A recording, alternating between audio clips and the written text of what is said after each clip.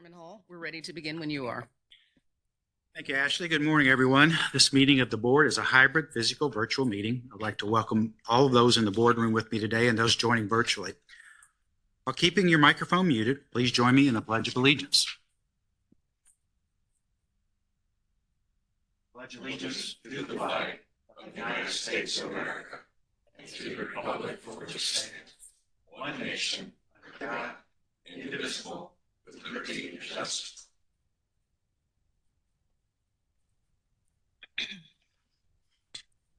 This time, I will ask the Secretary of the Board to address a few technical and protocol items. We have a quorum. The full board is present for this meeting. Chairman Hall and Board Member Smith. Please ensure that you have silenced any mobile devices you have with you. The virtual portion of this hybrid meeting is on Cisco WebEx. We have two OIT staff, Ben Rana and Victor Amaya, monitoring and managing the meeting. They will be locking this meeting and no new connections will be allowed. OIT will be advancing the slides, so you will hear presenters say, "Next slide." If you printed any of the closed session materials, please ensure that you properly dispose of these materials after the meeting. If you lose connectivity in this meeting, please contact Victor Amaya. Lastly, this meeting is being recorded. The video recording of the open portion of this meeting will be posted for public viewing for a limited period of time. Chairman Hall, that concludes the technical and protocol items. We're ready to continue when you are. The Secretary will now read an opening statement on the government in the Sunshine Act. This is an open Farm Credit Administration board meeting under the Government in the Sunshine Act. If anyone raises a subject that may be discussed in closed session as permitted by the Government in the Sunshine Act, Chairman Hall will entertain a motion to close the meeting. We will now review the published meeting agenda. Is there a motion to adopt the agenda as published? There is. I move to adopt the agenda as published.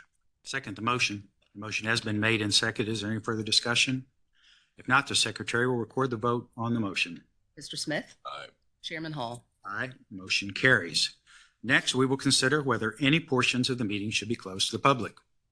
Mr. Chairman, the agenda does include items that we should properly discuss in closed session. I move that we close the meeting at that point. I second the motion. The motion's been made and seconded. Is there any further discussion? If not, the Secretary will record the vote on this motion. Mr. Smith? Aye. Chairman Hall? Aye. Motion carries. Please turn to tab 1. The next item on the agenda is the approval of the minutes as presented behind tab 1. I move to approve the minutes for the June 12th, 2025 regular board meeting as presented. I second the motion. The motion has been made and seconded. Is there any further discussion? If not, the Secretary will record the vote on the motion. Mr. Smith? Aye. Chairman Hall? Aye. Motion carries. Please turn to tab 2. At this time, I'll ask Lori Markowitz and Aga Perry of ORP to present a report on food hubs. This is an information item. Lori? Thank you. Good morning, Chairman Hall, Board Member Smith. My name is Lori Markowitz. I'm a Senior Policy Analyst with the Office of Regulatory Policy. It is truly a pleasure to be here this morning to talk about something very near and dear to my heart. With me this morning is Aga Perry, who is also a Senior Policy Analyst with the Office of Regulatory Policy.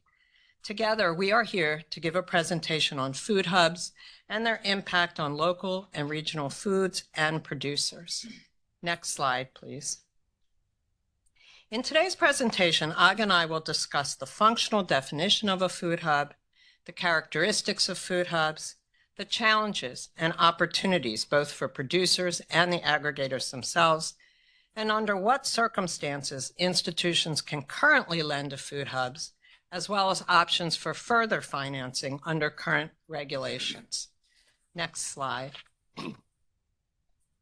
What exactly is a food hub?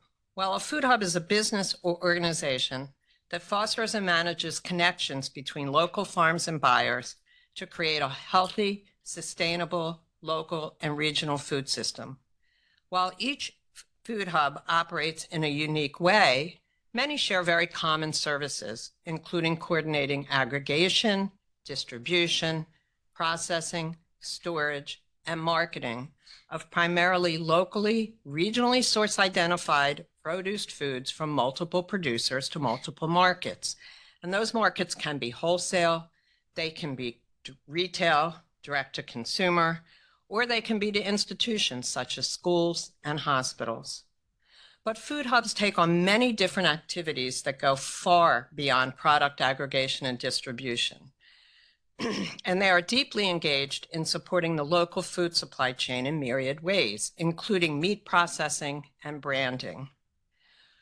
Food hubs can help producers gain entry into markets and reduce transaction costs for buyers by providing a single point of purchase for a consistent and reliable supply of source-identified local food. Food hubs don't often refer to themselves as food hubs since they are engaged in so many different activities. In addition, they have many different configurations in terms of legal structure, customer base, and method of distribution. Therefore, our working definition is based on function, not the organizational structure.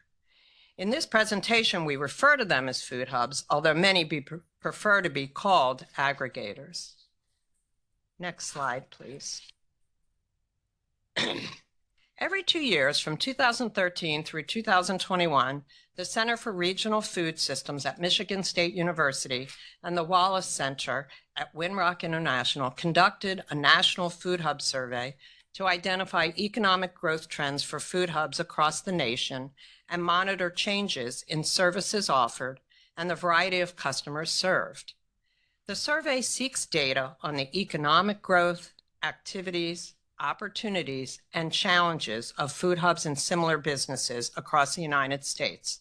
A new survey was just issued in March 2025, which asks similar questions to those asked in prior years, as well as barriers and opportunities for food hubs over the last 2 years, and how the sector has evolved since the COVID-19 pandemic. Questions were also asked about the barriers they face in selling to schools and emergency food providers. Results should be available at the end of the calendar year. In the 2021 Food Hub Survey, farmer viability, access to healthy food, local food sourcing, and regional food system resilience were the top 4 organizational values among the food hubs surveyed. The majority have supporting farmers as a central theme in their mission statement. Farmers continue, though, to be challenged by lack of distribution, processing, and marketing infrastructure that would give them wider market access to larger volume customers, which can lead to higher prices and better margins. That is one reason many producers, primarily beginning in small, work with food hubs. Next slide, please. As mentioned previously, food hubs have many different legal structures. They can be profit, nonprofit, and some are LLCs. A USDA food hub database indicated that out of the 242 food hubs listed, only 10% are structured as cooperatives. Now, we recognize there could be double counting. For example, an LLC can also be a B corporation.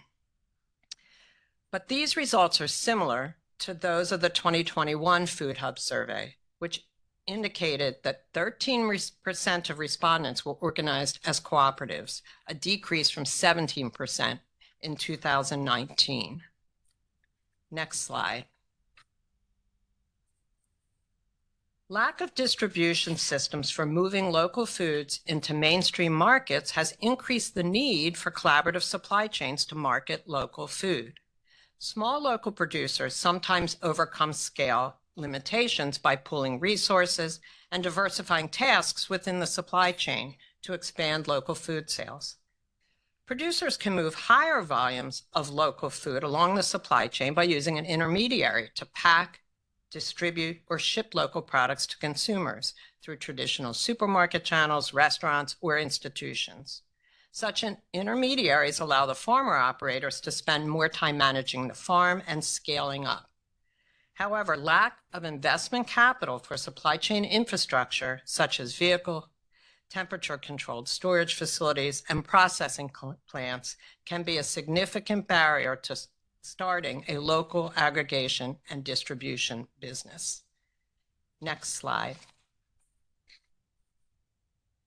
Individual farmers often lack the volume, facilities, or staff needed to sell products to public and private institutional buyers. This market segment, which includes schools, hospitals, universities, senior care facilities, corporate cafeterias present a significant opportunity for a food hub network. What exactly is a network? It is simply a group of food hub businesses and organizations that work collectively to share information or pursue a common goal and create a more connected local food system.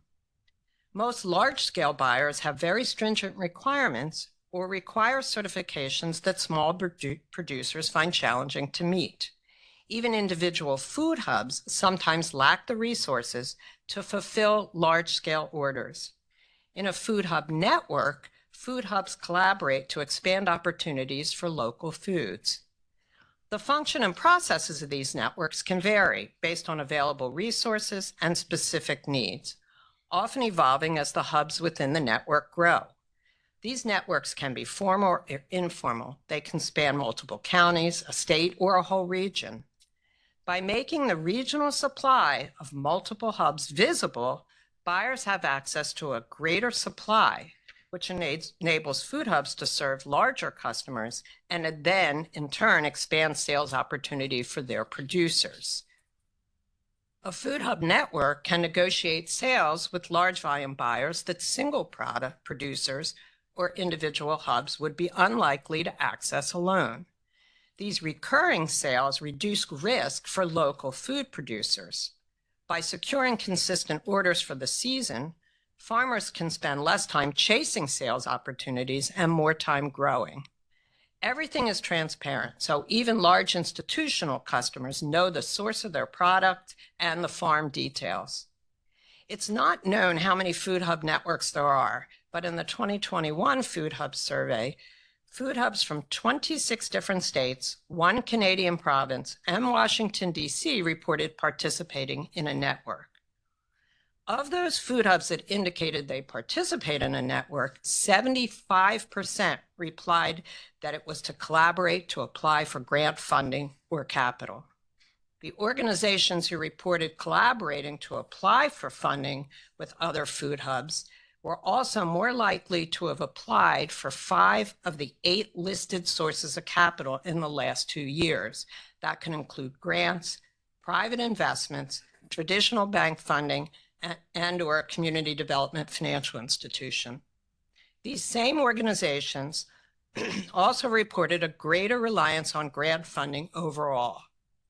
Of the organizations collaborating to apply for funding through networks, roughly 45% reported access to capital was a top challenge. Next slide.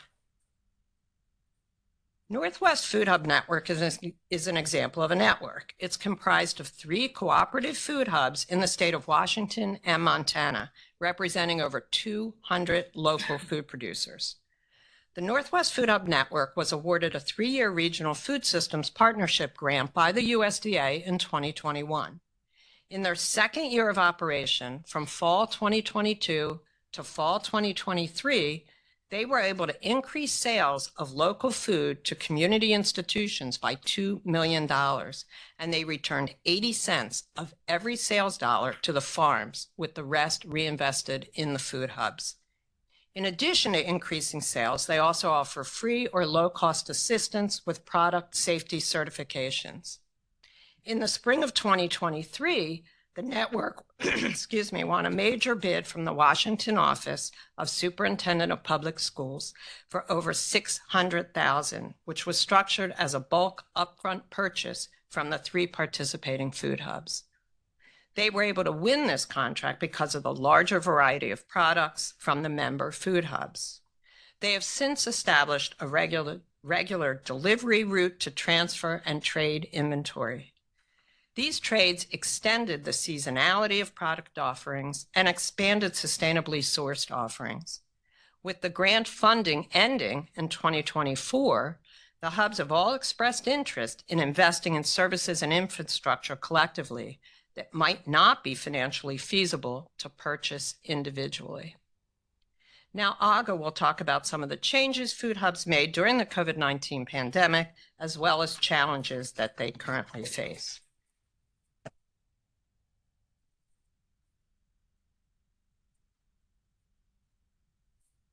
Thank you, Lori.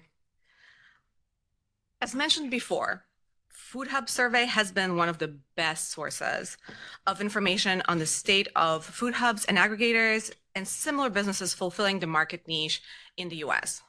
Can I get the next slide, please? Thank you. The surveys provide many compelling statistics as to the importance of food hubs for young, beginning, and small farmers and US ag producers in general. In the 2017 Food Hub survey, 89% of food hubs reported mostly or exclusively purchasing from small to mid-sized farms with gross sales of under $500,000.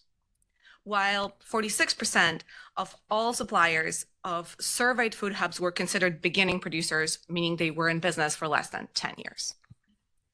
68% of food hubs increased purchases from small and mid-sized farms over the years they were in business. On average, the longer the food hub has been in business, the more supplier connections they maintain. This is a positive impact on creating market for growing numbers of farmers. Also, over 90% of food hubs purchase product from farms they do not own. The way food hubs operated changed during the COVID-19 pandemic, and especially by providing essential services to their communities and customers and supporting local farmers and producers. In the 2015 Food Hub survey, 79 of the food hubs that answered the question reported supplier relationships with a combined total of 6,255 producers and suppliers, which means that on average, each food hub maintains supplier relationship with about 79 producers. Supporting small farms and ranches is at the core of many food hubs' mission. 82% of food hubs surveyed in 2017 said that part of their mission is to increase access to markets for small and mid-sized farmers and ranchers and ensure they receive a fair price for their product. Next slide, please. Many food hubs were forced to change their business model from wholesale and institutional consumer towards direct-to-consumer sales during COVID-19 pandemic, as many institutions were forced to shut their doors. The 2021 Food Hub survey claims 54% of food hubs changed their business model, out of which 57 expect that this change will be long-term. This change that occurred in 2020 was predominantly that shift from institutional to individual. So going from a larger institutional buyer to individual retail consumer requires more labor to move the same volume of product. This means that operating a food hub became more labor intensive and requires more inputs in terms of packaging, ordering, purchase tracking, which all of that results in higher financing needs. Most food hubs infrastructure includes things like office space, cold storage, trucking and warehousing. Additionally, since 2013, the number of food hubs that have online ordering system increased from the surveyed answer of about 50% of respondents to 58% in 2017, and we expect that that number is even higher now. Next slide. As you can see on this bar graph, comparing the results from the two most recent published surveys, asking about business model, the number of food hubs selling directly to consumers almost doubled between 2019 and 2021, going from 22% to 42% of surveyed food hubs. Additionally, the number of food hubs operating primarily as wholesalers declined from 39% in 2019 to 20% in 2021. Again, this shift leads to higher operational costs for many food hubs, and as a result, increased financing needs. Next slide, please. So according to the 2021 Food Hub survey, so the most recent one we have, the majority of food hubs, 92%, experience increase in demand. At that same time, 84% of food hubs saw increase in expenses. Some of these increases, especially in expenses, were offset by increase in revenue, reported by 82% of food hubs. However, only 45% of food hubs reported increase in profits. So you can kind of see that shift, most likely due to increased expenses and operational costs. So in 2021, when asked about their main challenges, by selecting their top 5 answers, 57% of food hubs said that the biggest challenge was managing growth. 49% said it was trucking and logistics. 46 said infrastructure, but 45% said that their main challenge was access to capital. As the demand for food hubs and aggregators continues to increase, it is likely their credit needs will grow as well. Next slide, please.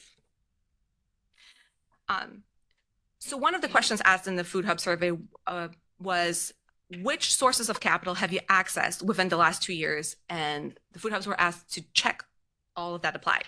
So as you can see, those percentages don't add up to 100 because of the formulation of the question. The responses in the 2021 Food Hub survey showed that the main source of funding for food hubs are grants, with traditional financing making up only a small percentage.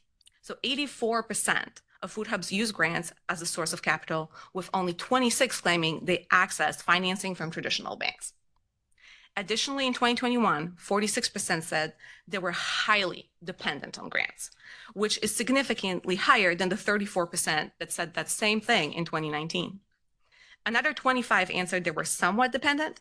So that's a total of about 70% of food hubs being in some way dependent on grant funding, with only about 30 that said they were not dependent on grants at all. The increase might be reflective of the availability of state and federal funding during the COVID-19 pandemic.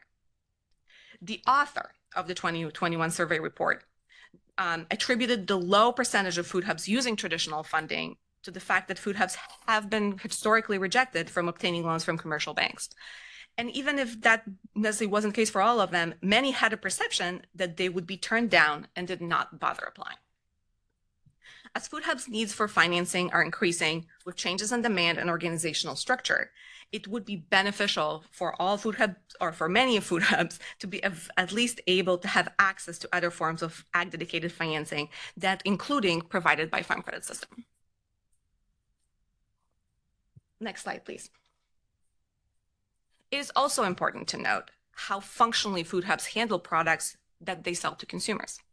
The majority, 50%, take ownership of the product they sell, with about only 25% of food hubs selling on a consignment basis, where they wouldn't take title of the product they sell. This distinction will matter as we'll get into the current FCA regulations, specifically as it relates to Part 613-3020, financing for farm-related services. And now we'll turn it back to Lori.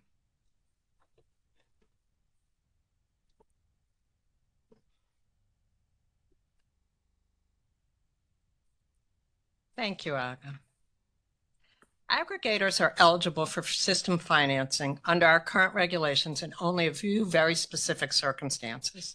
The regulations allow for financing for farmer cooperatives, for processors and marketers under very specific ownership and throughput requirements, and for farm-related services if the producer retains title. Currently, as provided by the Farm Credit Act and our regulations, farm credit institutions with Title III lending authority can provide credit to farmer cooperatives that service aggregators, food hubs, or food processors. Aggregators and food hubs with a cooperative structure fall under the definition of 613-3100A1I, which defines a cooperative as having the power to process, prepare for market, handle, or market farm or aquatic products. However, as we have shown, only 10% of food hubs are structured as cooperatives. Financing for other organizational structures that are not cooperatives, which are more common among businesses that serve agricultural producers in an aggregator, processor market, or similar capacity, are still limited within the farm credit system. Next slide, please. As the food system in the United States and the agricultural market changed over the years, many aggregators or food hubs have filled the gap by providing direct farm-related services to the agricultural producers.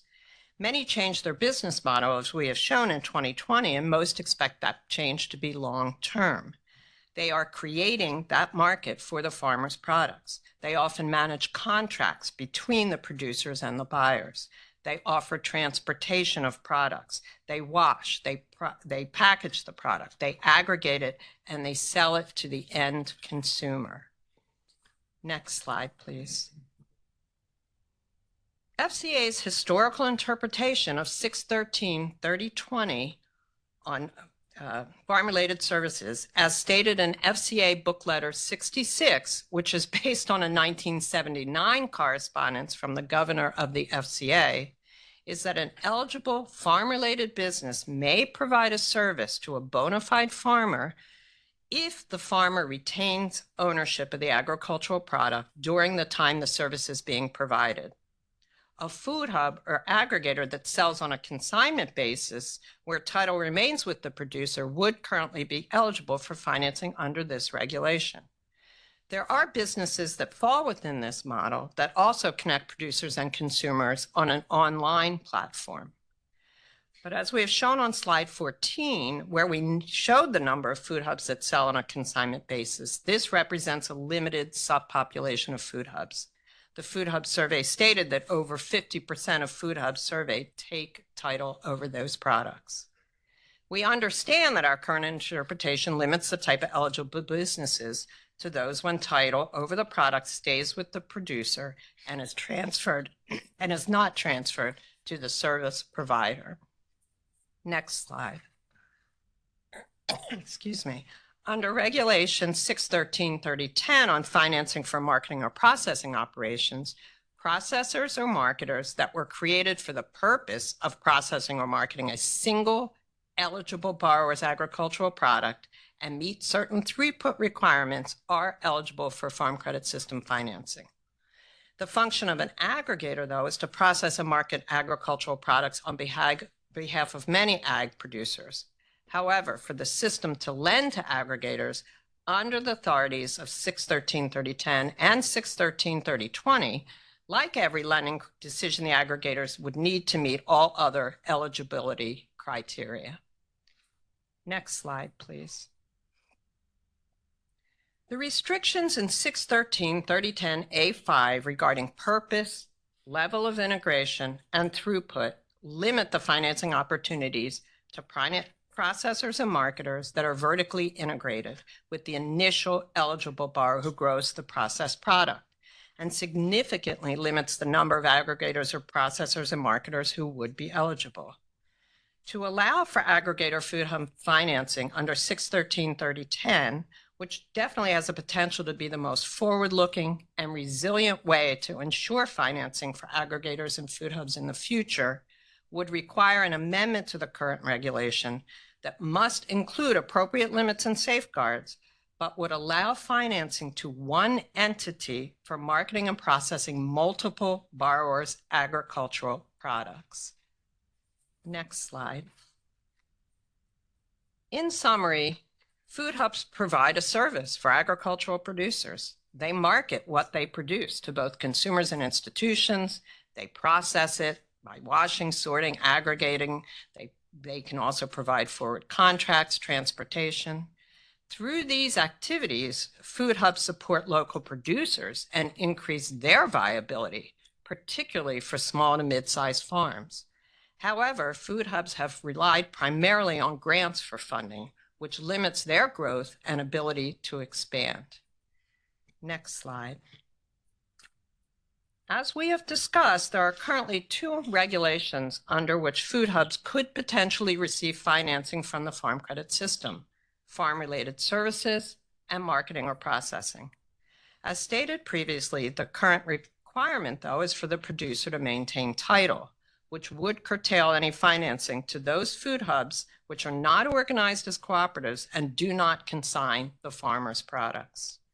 The current marketing or processing regulation applies to an entity that is a direct outgrowth of a single eligible borrower's operation and has strict requirements on ownership, throughput, and control.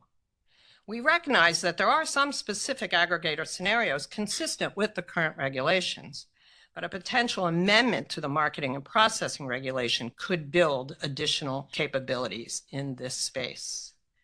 Next slide, please. That actually concludes our presentation, but we are happy to entertain any questions you may have.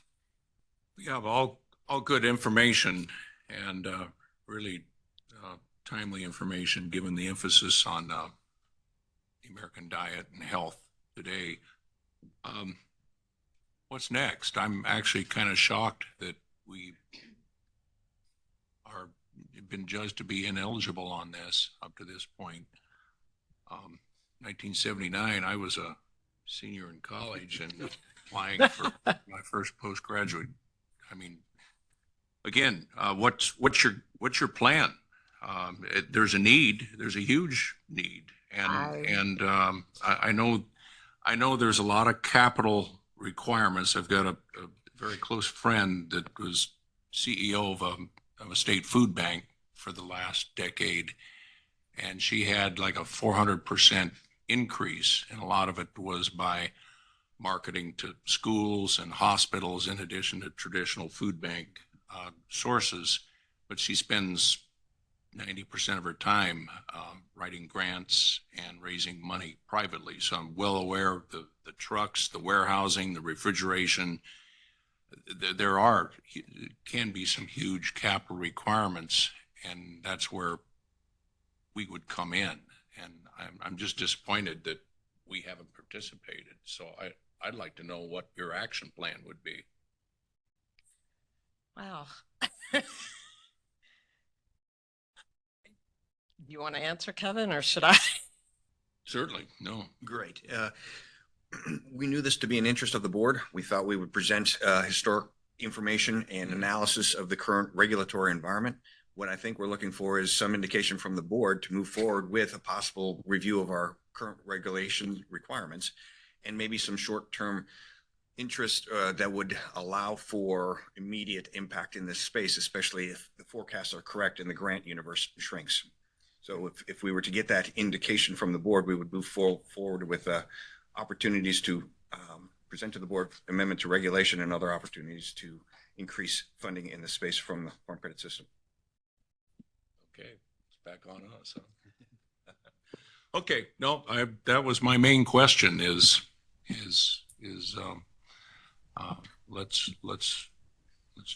develop an action plan on it. Thank you. Back to you, Mr. Chairman. No, you're exactly right, Glenn. I mean, part of the idea was we see how agriculture is changing and trying to adapt to that. We see that some of our old guidance and policy may not fit what modern agriculture is. And this sort of highlights some of those things that can probably help the Farm Credit System more completely meet its mission. And so I think if you agree, and I know I agree, there's got to be some changes in our policy and our guidance and it's going to take an effort. I mean, but it's one of those things that I think particularly helps young beginning and small farmers, which I know is a big focus of yours. And so Small producers, absolutely right, So- right along those lines. so Yeah. I think highlighting this as an issue, and I know Lori and Mark Johansson have been champions of this for quite a while. Long time. And it was an idea that was brought to me, and I thought it deserved board's attention. So, so I think both of us will work with Office of Regulatory Policy and anybody else necessary to see what changes can be made. Sounds good. No, I appreciate that response. Thank you very much. Because I'd just like to add, by supporting food hubs, you are obviously supporting and helping the farmers who are behind those food hubs. Exactly. So, Thank you, Lori. very Thank you, much. Aga. Appreciate the presentation. If there are no further questions, I ask that we turn to closed session, and I'm going to thank the members of the public for attending the meeting today. The next item on the agenda is a topic for closed session, and because the agenda topic is exempt under the Government in the Sunshine Act, and the board has voted to do so, I think the members of the public and the staff who are not attending to please leave the meeting at this point.